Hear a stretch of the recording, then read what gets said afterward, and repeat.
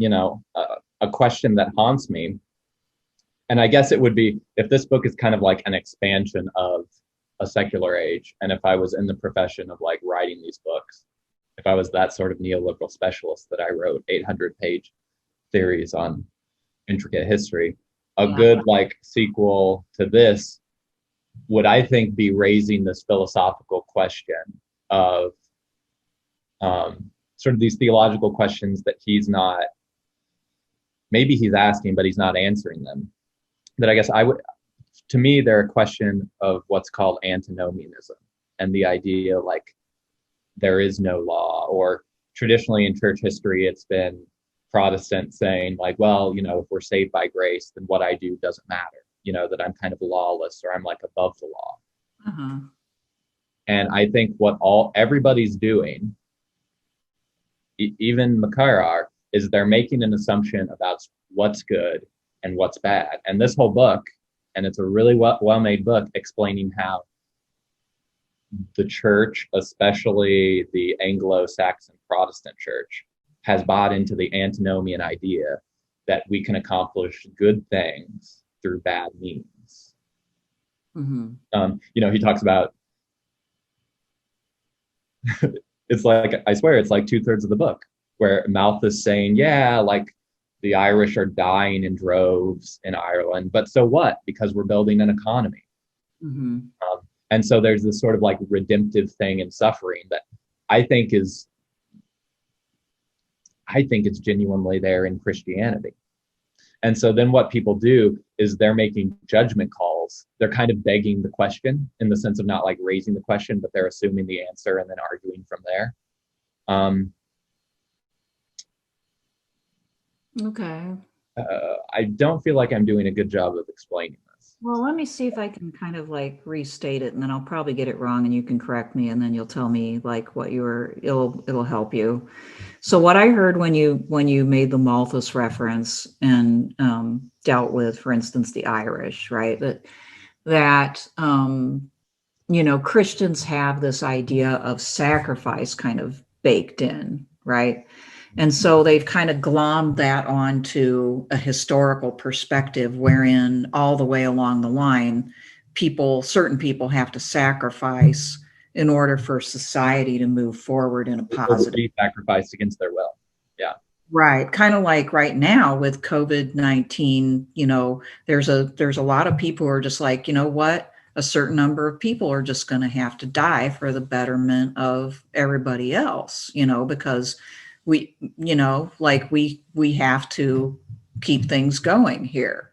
Or to be fair, the reverse, certain people's jobs need to be sacrificed so older people and Right. Yeah.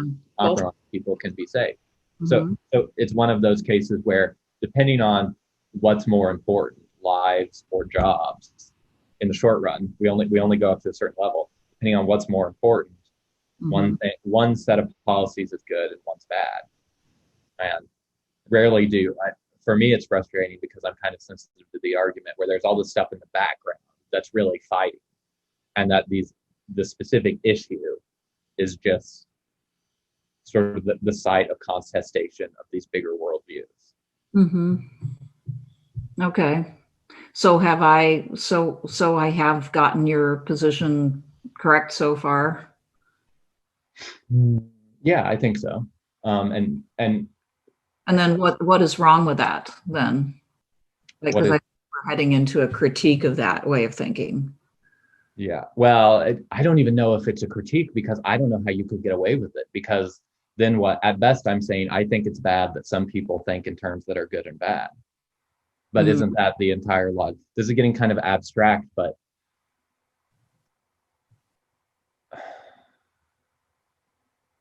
when McCarraher, I can't pronounce his name. Anyway, when Dr. Eugene, whatever his last name is, uh, unveils that capitalism is secretly about domination and control, um, it's still not self-evident to me sort of what would undo that, or what sort of power is going to come along that's going to challenge that. And he does lay out some answers. Bernie Sanders squad type politics, anarchism, hopefully, the romantic poetic tradition, and craft production. And these are not like bad, they just seem to me inadequate and also subject to the same forces that seek to dominate and mold society. Totally. Yeah. I mean, like on the Bernie Sanders front, or democratic socialism generally, I'm willing to entertain it, but I would not put it in the category of like the best that we can do or necessarily what should be the ultimate conclusion of a book like this. Like, to me, the reason for entertaining the idea of democratic socialism is simply out of desperation. At this point, we somehow need to fix some of our economic problems, and despite the fact that it could be really screwed up in a lot of ways, it may be like what we need to do, because this also that we have now is massively screwed up. So I'm willing to like entertain the possibility for sure, but I wouldn't have thought of that as anything like an adequate ultimate solution that's in line with the rest of what he's thinking about, particularly the idea of the sacredness of labor and things like that. I don't think it really touches upon that. The very least it could, or the most it could do, is kind of accommodate some of these other things within it, like we discussed earlier. But it's not like democratic socialism implies anything about artisanal labor, or it doesn't even imply that we're going to like remove or move away from corporate ownership and management back to more private or smaller ownership and management. It doesn't. So to me it would be a practical move perhaps, but not anything more than that. And then I don't think he gave us enough really, other than just very aspirational stuff at the end, about say Christian communalism, or this romantic view and how it would actually like unfold. I don't think he gave us enough. I know he very much admires Catholic worker and other kind of Christian communal or anarchist type groups, because they kind of like, for him, I think they embody more the true Christian spirit of, in the world, acting in the world, dealing with people. But he doesn't really flesh it out. Like, how do we get more of that? How do we make the change? Right. And just kind of riffing off what you said, his last line in this book about, spoiler alerts, but knowing that the world has been and will always be charged with the grandeur of God, we can practice in the twilight of a senescent empire, love's radiant, unarmed, and penniless dominion. Like, that to me is like, it's a great Christian anarchist statement, declaration, confession. It is. It is. It's very aspirational, right? Like, and he's right about the empire declining. I mean, this is happening. We're kind of disintegrating, like, for better or worse. Our political system is getting weaker. We're more vulnerable to outside influence. We've overextended, and we're paying for it big time. We can't afford all of this. So totally right about that. But what I want to know, and maybe like, I don't know if I think McCarraher's writing another book. I don't know what it is. Automation, I believe. Oh, okay. Well, maybe he's going to get to some of, how what do you do? Like, how does that work? Yeah. And I want to be clear, like everything we're saying, at least I don't mean it as a critique of this book. Sure. No, it's a masterful. Enchantments of Mammon, how capitalism became the religion of modernity. Yeah. The convivial communist manifesto. Right. It's just that, you do. And I agree with you. This is a masterful thing. People need to read it because it will give them a different perspective. They will understand better, especially US Christianity and its development, and maybe be a lot more clear about the ways in which it has kind of gone wrong. It's a very deep and thorough critique of particularly US Christianity in massive detail, and also a critique of US culture that imbues, spiritual content into material things, into cultural products, into, everything that we buy. So, I mean, it's just absolutely excellent in that regard and really thought provoking. But you can tell that his heart is in wanting a different way of life, like because this is repellent and because we appear to have gone so wrong for so long, the indication is we need to kind of like embrace, finally grab a hold of something far better. And then he kind of leaves us at that inspirational level. To be, I mean, and the irony is that's his critique of Marx in a way, that he says he was a good diagnostician of what's wrong with capitalism and a bad prognosticator of what's to be done or what will happen. It's like the issue for so many thinkers is they're so much better at showing you what's wrong than showing you what to do. What needs to be done. Yeah, although I think lots of anarchists would, and I think he's implied this in interviews. He doesn't want blueprints because the point is people in the future or in the present are supposed to figure this out on their own. Otherwise, it's a contradiction of like a planned anarchy or something like that.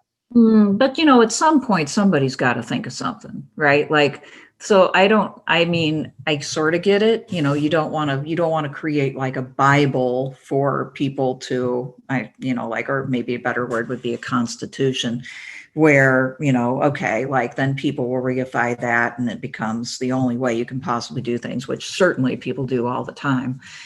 But at the same time, at some point, people have to come up with ideas. And so I'm really, I look everywhere for those ideas, and I have a few myself. I mean, I could run like, let's see what you think of this. And maybe through talking about this idea, we can further unpack why it's so hard to get there. But, we have like this ongoing pandemic situation. It is wreaking havoc on people's livelihoods, and there's going to be a lot more hunger and homelessness this winter. And we've got churches like all over this country, thousands and thousands of churches. They're heated, they've got kitchens, they've got lots of rooms. Especially in a crisis like this, is there not an argument to be made for the Christian duty being to open the doors in a careful way? You'd have to have people. I mean, we're opening the doors of businesses, so obviously people are imagining that you can do this, right?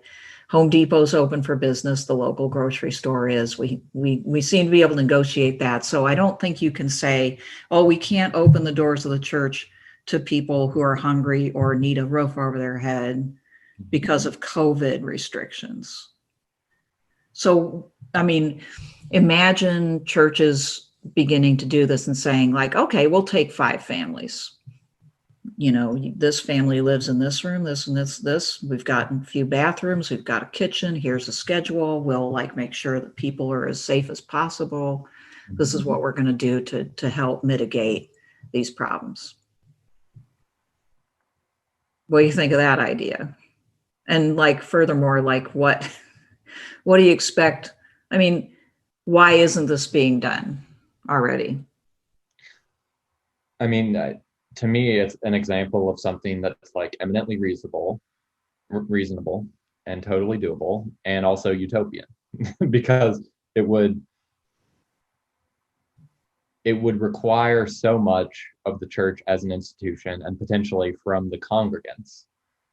And it is so contrary to the normal things that they're asked to do that just it's too far outside of people's framework. Because, just as an example, I could imagine there's 1,000 objections, but what happens if somebody brings in bed bugs?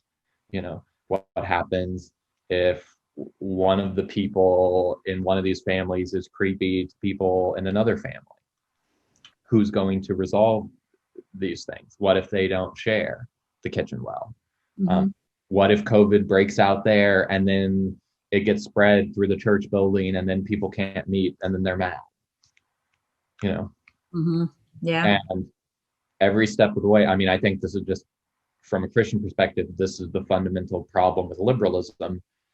If you fundamentally see the world as a place of scarce resources and your job is to look out for you and yours and hold on to your share of the scarce resources, why would you ever risk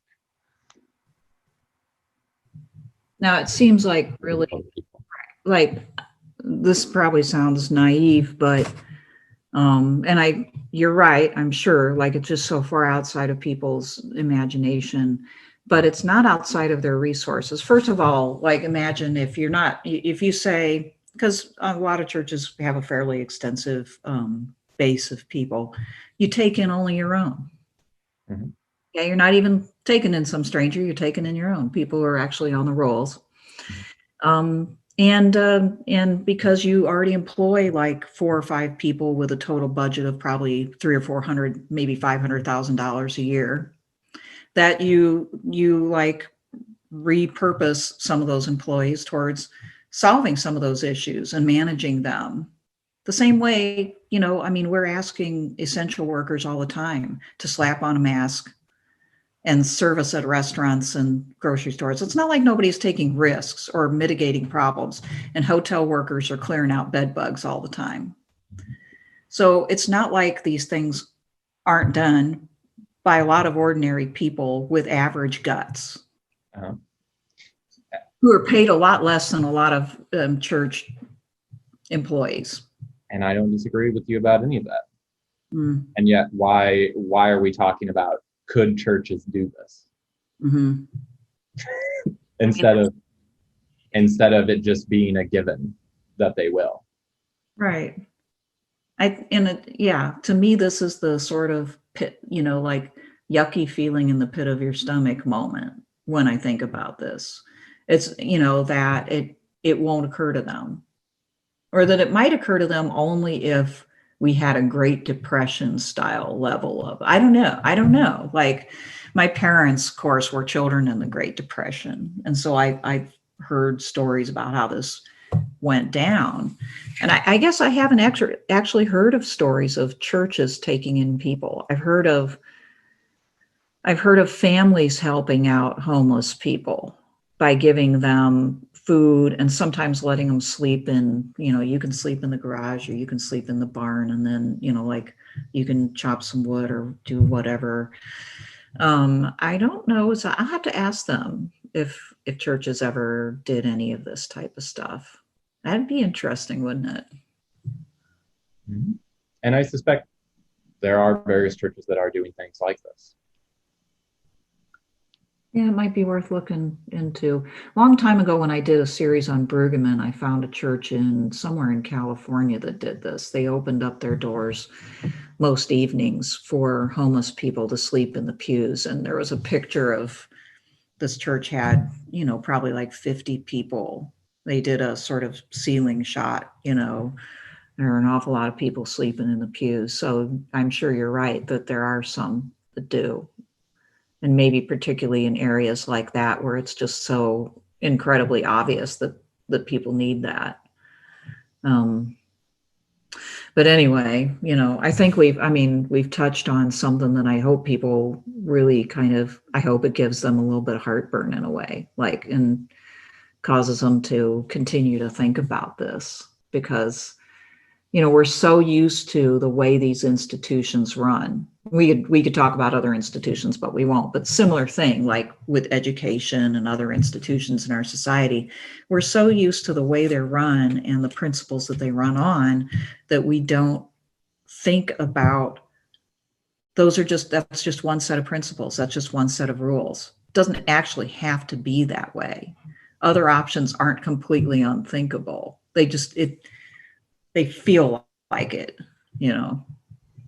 Sure.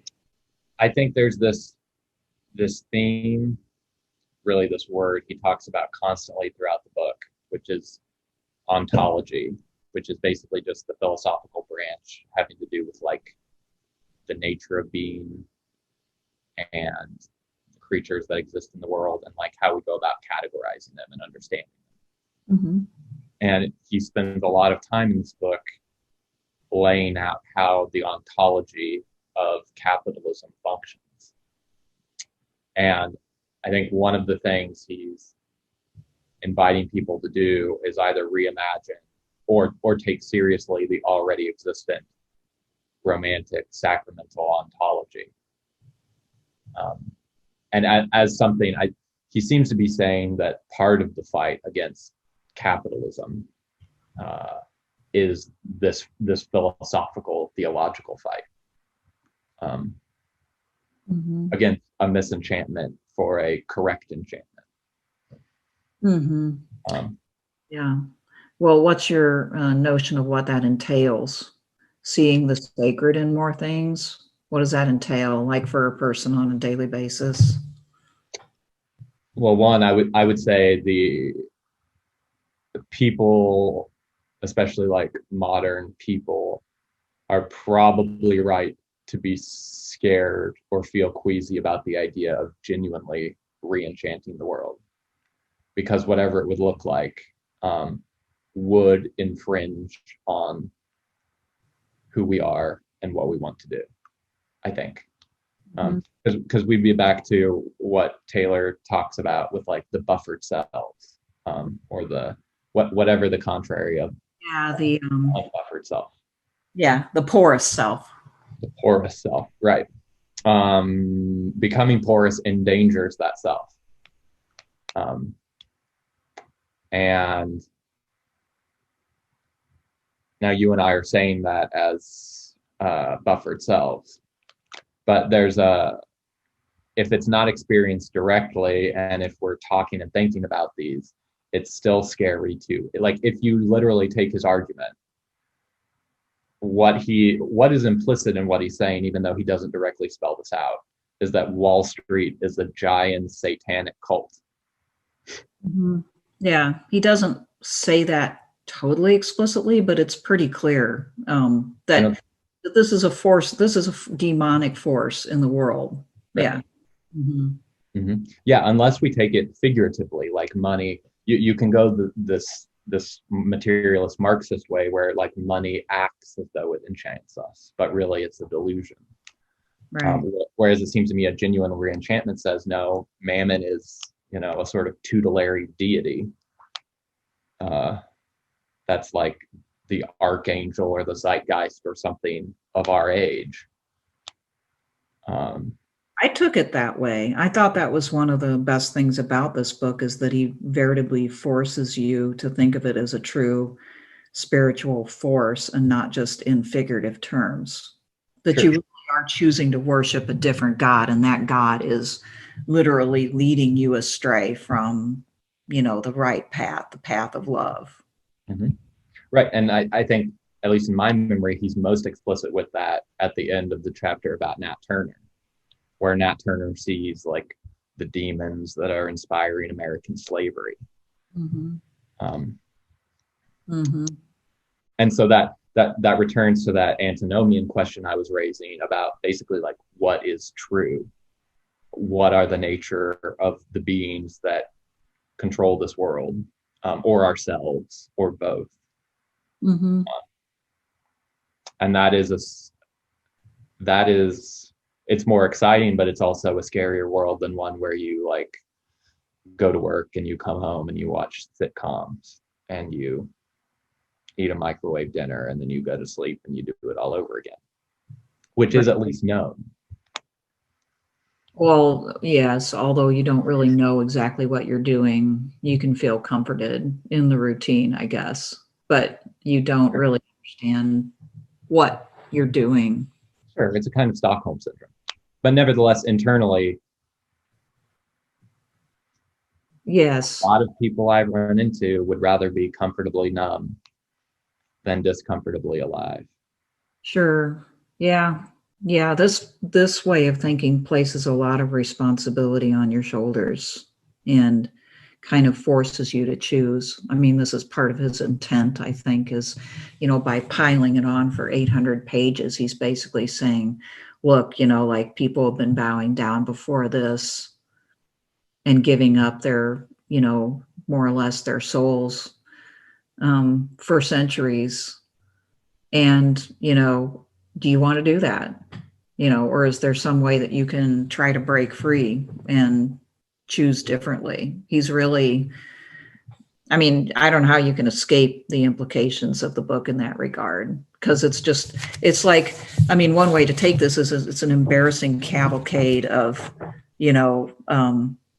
total buckling under to evil throughout the centuries in the name of God.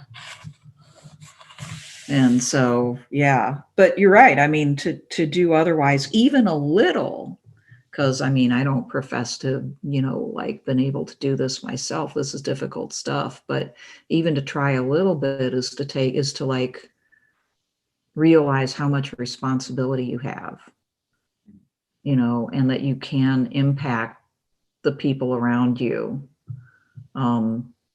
And therefore, you have to choose constantly what you're going to do instead of just kind of going along with the flow. And yeah, that's scary, as well as I think part of your implication is it's just scary to think in terms of good and evil, right? Yeah, I think so. Or at least like not watered down notions of good and evil. Mm-hmm. Yeah, right. Not right and wrong, good and evil. Yeah, as in metaphysical evil, and which is a force that is not emanating from you, right? Is not just. Sure. Yeah, because I think part of the conditions of living in a secular age, disenchanted, misenchanted, or whatever, is the widespread just assumption in nominalism. The idea that like things don't have essences, there's just like discrete material entities, and they're all just whatever they are / wanna be. Instead of, no, there's like real forces at work outside in the world, inside of you, and that are defining you. And again, these are the philosophical questions. They've been debated for hundreds of years. Right. But the ontological debate he's kind of inviting us into, I think. Sorry, go ahead. No, right. I was thinking of what we're reading now, which, we can't get into this too much, but we're reading The Dialectic of Enlightenment, and by Horkheimer and Adorno, and, getting into this idea of enlightenment. They conceive it differently, but, going all the way back to even ancient times, is this attempt to control nature. And what we find out is that we don't control nature for our benefit. We distort it, and it ends up, coming back with a vengeance on us every time. And what we don't seem to want to do is realize that, to put it in the terms you just used, that there are essences, that their nature is its own being, and, we can't ultimately completely control it. And when we try to, we usually end up creating something that's both productive, but also can be very destructive every single time, it seems like.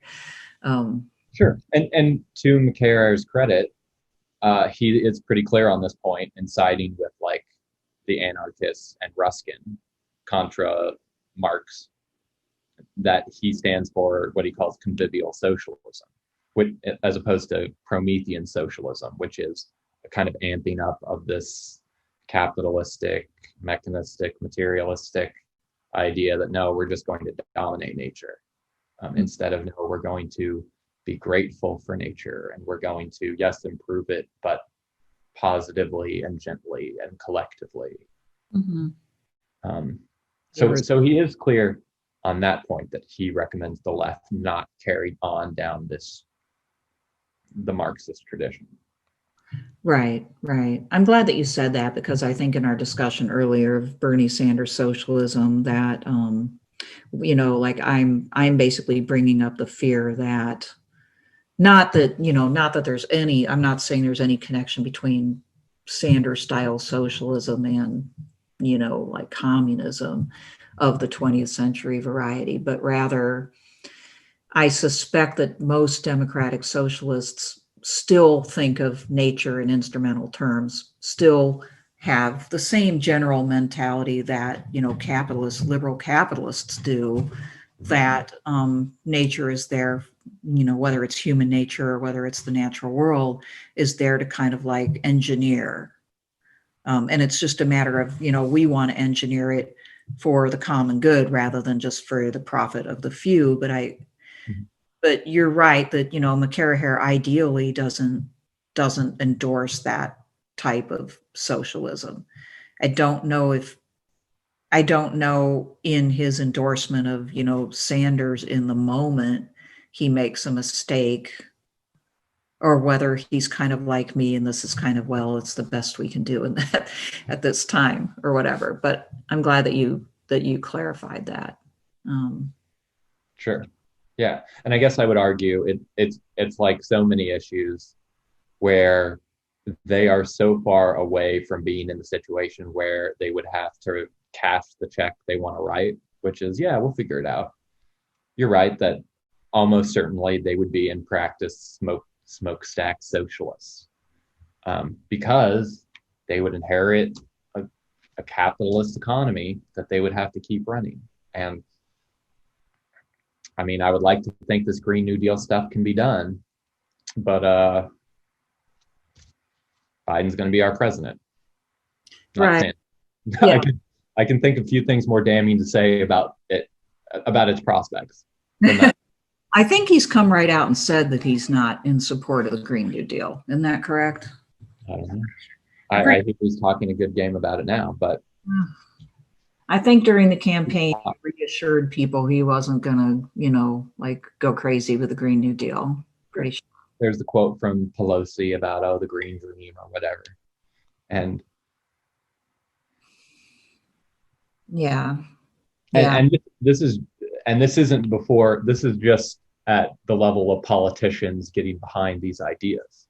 We're setting aside the other questions about can like the modern monetary theory schemes that are powering this whole idea, are those actually viable? The Marxists would say no. I suspect they're right. It would. So, I mean, it's not like this system is really working too well and serving everybody's purposes all that well, that much I'm clear on. It's a pretty simple point, but it just seems more and more true. I mean, we're in a situation right now where for some, for reasons I do kind of understand, but like, it's just crazy to think that our stock market is over 30,000 right now. At the same time, many businesses are going under. Many people are unemployed. They can't even, there's not going to be a Christmas bump this year. Now that's kind of gross in and of itself, but normally like businesses count on the Christmas bump to put them into the black for the year. That's probably not going to happen for a lot of them. And so, literally there's nothing really good to feel about in this economy. And yet the stock market is at an all-time high. Unless you're in the top 20%, in which case it's great. Yeah. I mean, and another Gilded Age. Well, I'll tell you, yeah. So like basically you can see that the economy works for the few and not for most people. And eventually that stock market, it's a bubble for sure. And it's going to blow again, just like it's done before. And then even smaller number of people are going to end up benefiting, So anyway, I mean, don't get me going on this, but it's just, sure, it's not working for most people. And we, in a very simple sense, again, like we ought to be smarter than this. That's what I keep thinking. But either we aren't, or we're too enchanted by Mammon. Yeah.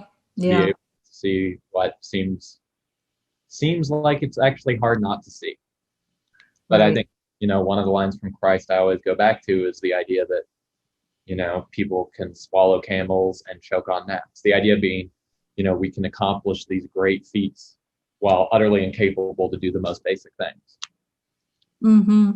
Yeah, we can send a rover to Mars, right? But we can't figure out how to stop school shootings, for instance. The list could go on and on. But Yeah. theologically, we can make these elaborate justifications for how you can serve God and mammon Mm-hmm. contra Christ, but we can't take care of the people in our congregation. Mm-hmm. And it seems unthinkable, actually. Yeah. Yeah.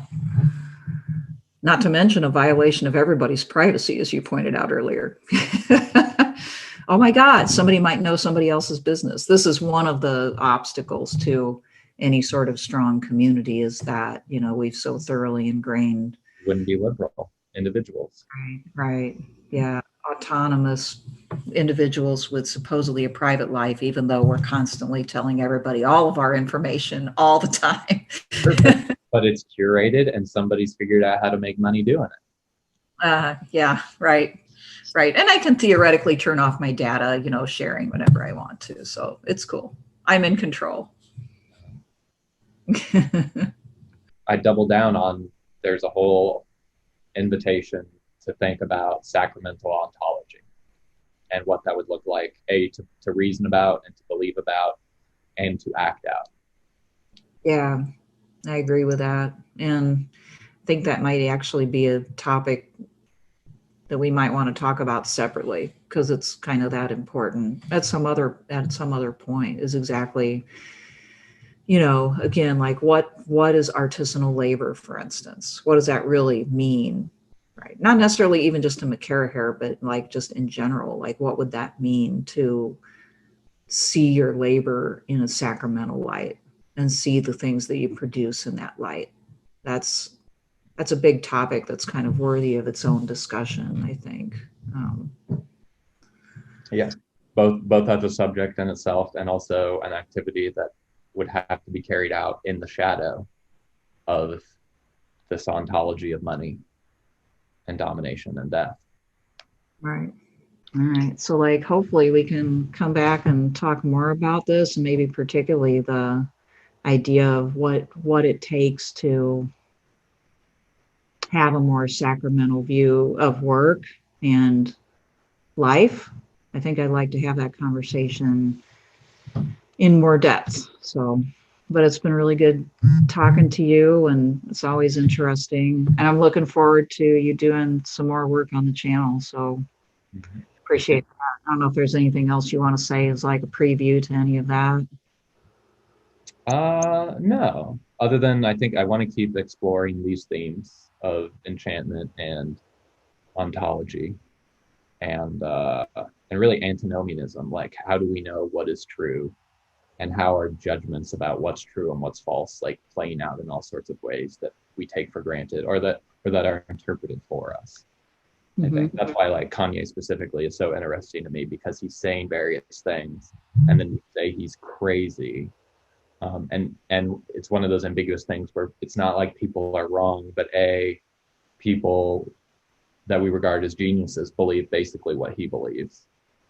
A lot of the times, whether it's the way that he's like a futurist and to the extent where he has these fever dreams, he can recreate a new society from the ground up. Is that way different than Elon Musk and Bill Gates and Yeah. or he's a romantic, and we say, oh, it's crazy if you think that you're the center of the world, and yet the average American believes more or less that in a more banal, quotidian, less offensive way. Well, the president of the United States definitely kind of felt that way, for better or worse. Sure. Seemed to be okay with quite a few people. I'm looking forward to that. I don't know, yeah, you're going to do a whole series on Kanye West, hopefully going to hit sometime this summer. So that will be, I'm looking forward to that.